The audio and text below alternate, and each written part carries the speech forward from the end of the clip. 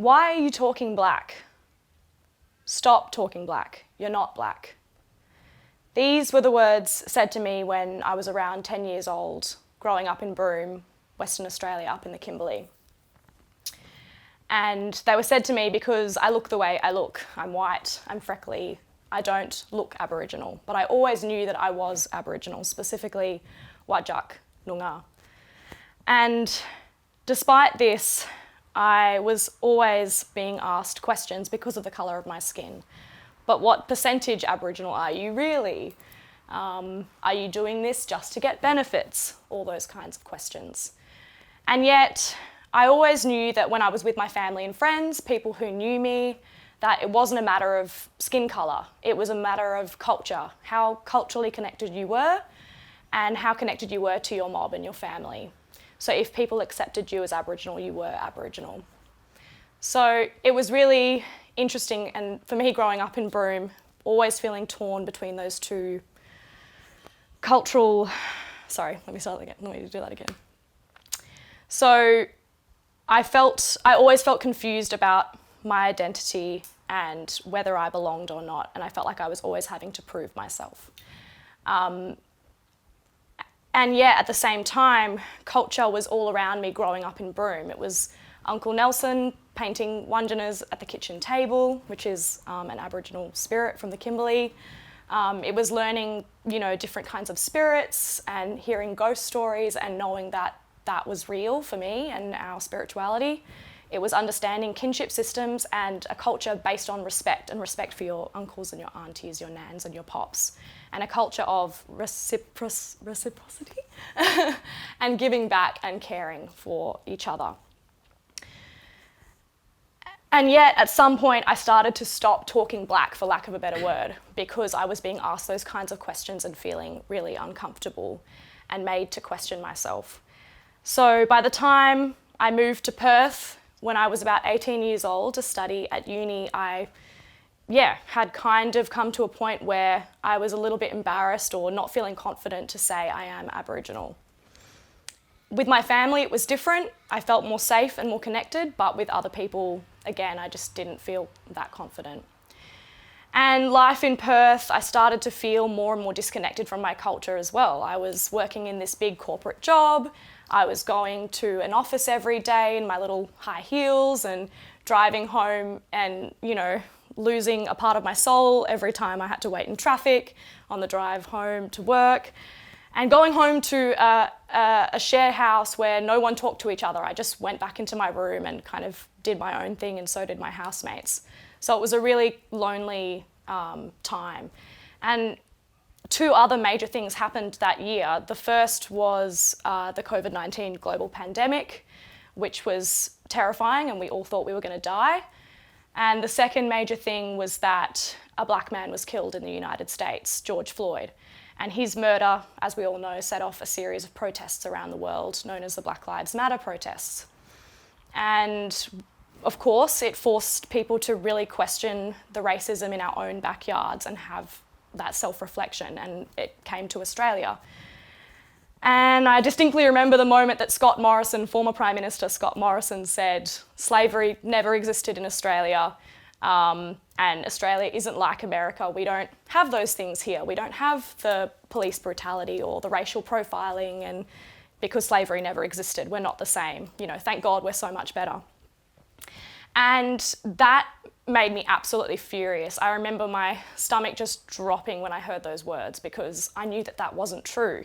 I knew the history that I had grown up learning in Australia, which was that slavery did exist. I knew about the stations in the Kimberley and in the Northern Territory that were entirely built on the backs of Aboriginal labour, unpaid labour, or unpaid or given in rations and in food and clothing, but not in money.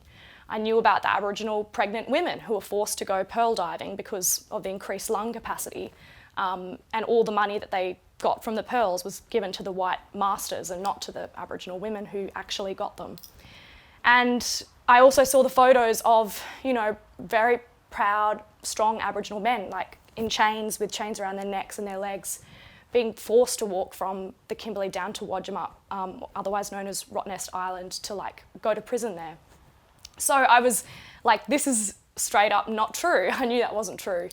And I knew that when the Black Lives Matter protests came to Perth, I had to be there. Like, I had to make a stand, and I had to show that this wasn't true, what Scott Morrison had said, and show that I was a good ally. But I think there was also a little selfish part of me that wanted to also prove to people that I was Aboriginal by being there. So in a way, it felt like I was kind of seeking people's acknowledgement or validating my identity by being at that protest. So I just made a huge deal about being at this protest, and I started to post on my social media, a week leading up to the protest, on the first day, something like, if you're not at this protest, you're not a true ally. And then on the second day, kind of, if you're not at this protest, what are you even doing? You're letting people down, you're letting down the movement. And by the third day, I was kind of saying crazy things like, unfriend me, you're dead to me if you're not at this protest. Probably not on that level, but like I was getting pretty antsy on my Instagram stories. And so I was all riled up. I was telling people they had better be there. And then the night before the protest, my dad called me and he said, actually, I'm flying down from Broome to Perth this weekend, and I'm going down to the block, our family block down south, to visit your uncle, my brother, who is also a Noongar man on my dad's side of the family, and to visit him because, side note, my uncle, who's passed away now, was dying of cancer at the time. So, and we hadn't seen him in a while because he'd been down at the block and like just recuperating and staying away from COVID. So it was a really big deal that, he not get sick, and if we were going to visit him, that we don't bring any COVID with us. So all of a sudden I was forced to make this choice, like, do I go to the Black Lives Matter protest, which I've been going on about all week, but risk getting COVID while I'm there and, risk bringing that to Uncle Mick, or do I not go and just, really go see my uncle who I was incredibly close with and spend time with him. So for me, it was a no-brainer. Like, family for me is the most important thing. So, sorry.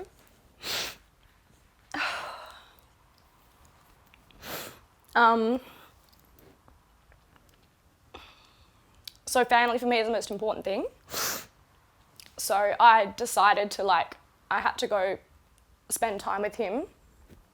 So, but I was really, really adamant that I was going to stand up and be at this protest regardless. Like, I was going to have a stand in any way I could, even if it was a little funny way. So I was like, you know what, we're gonna put a little Black Lives Matter protest banner on the back of the car.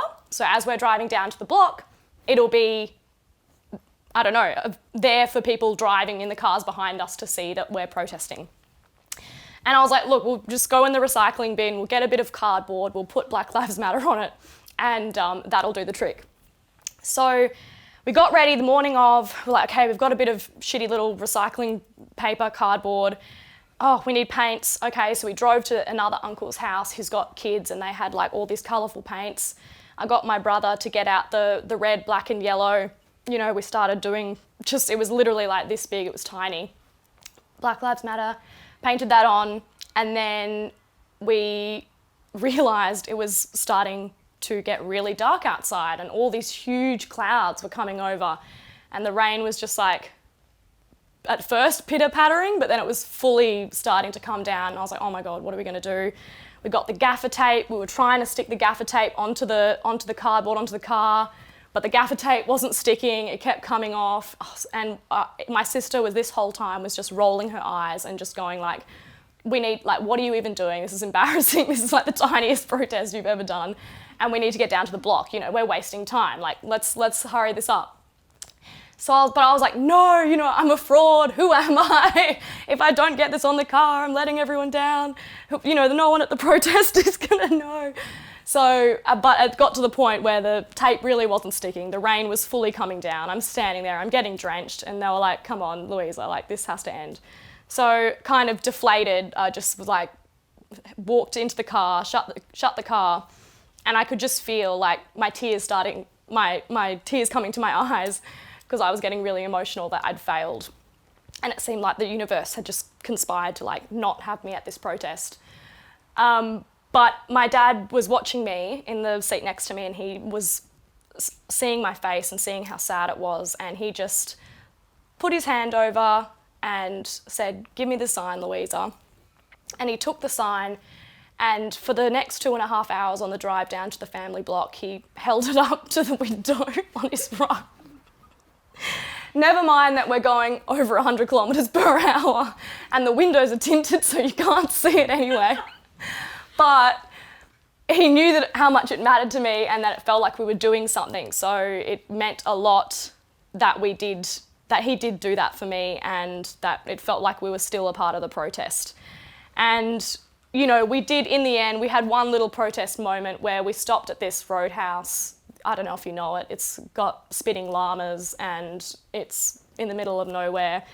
And there were just all these bogans and Karens around, and we just stood out with our little recycled cardboard rubbish Black Lives Matter protest and stood there, and all these bogans with their sunnies were just like, their chocolate drinks, like, what are you doing? But, you know, we hopefully changed some minds, changed some lives in that moment. Not really, I'm sure we didn't, but it was good. And we got to the block, and that weekend, we had this amazing weekend with my uncle, and we really connected. And we were in that safe space with my family where it felt really, it didn't matter that we didn't manage to quite get to the protest, because in a way, they are the ones who know who I am, and they are the ones who accept me as I am. And my huge desire to get to the protest was, in a way, like slightly performative, in the sense that I felt like I needed to be there to prove something, but it was almost like the universe, by forcing me to not get there, was like, no, you just need to be with your family and like be with the people who know you and accept you for who you are, and you don't need to prove your Aboriginality. And my Aboriginality is something that's very much family related. It's very much something that's spiritual, and something that I feel when I'm on country and connected to the land and people around me. So in the end, it was, it was, I think, meant to be that I did not end up at the Black Lives Matter protest, and that the rain kind of ruined my protest, but it all ended up for the best. Yeah.